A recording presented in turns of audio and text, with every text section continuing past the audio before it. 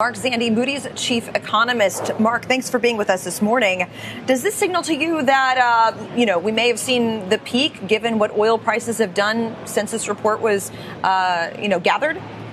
Yeah, I think it's the peak. I mean, oil prices are way in, and gasoline prices are coming in. So, yeah, I think on the top line, that 4% plus is probably the peak. I do think it's a long road back to the Fed's target, though, Leslie.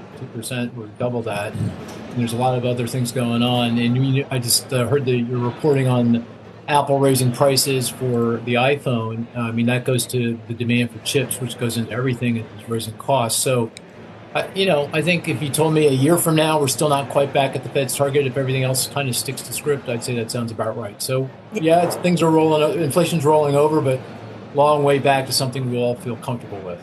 Yeah, you bring up Apple, which is interesting because of the price hikes that we saw this morning. I'm curious, oil has been a kind of well-trodden, flow through into how it impacts the overall economy. What about the memory situation? What about the AI bottlenecks in terms of how that impacts inflation?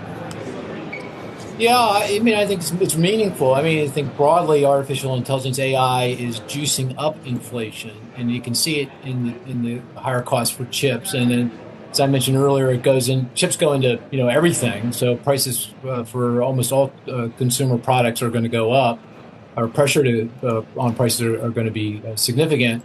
Then you were talking about power. I mean, electricity prices are also up, and that traces back, connect the dots back to AI. So, that's something that's obviously not going away anytime soon. That's going to be a pressure on inflation, and one reason to expect that inflation, while it will moderate, it's not going to get back to the Fed's target for quite some time, and that's one of the key reasons why.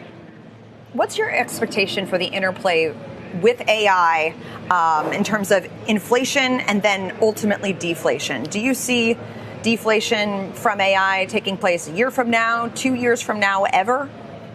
No, that's a key question. You're asking me when will those productivity gains actually kick in from AI?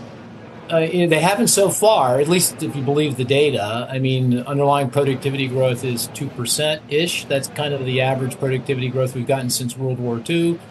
Hard to connect the dots back to any improvement in productivity due to AI.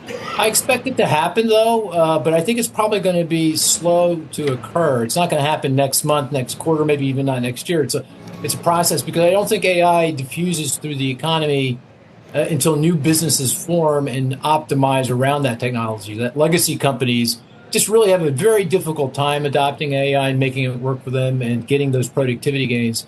So, yeah, I mean, next year, maybe we'll start to see some impact. 5 years from now, I think we'll start to see some impact. But it's really a long-term process, maybe over the next decade. Kind of sort of like, the way things diffused back in the 1990s and early 2000s with the internet. It took a time for that to occur. So I wouldn't bank on those productivity gains kicking into a high gear here and bailing us out in terms of inflation. I don't think that's going to happen in the near term.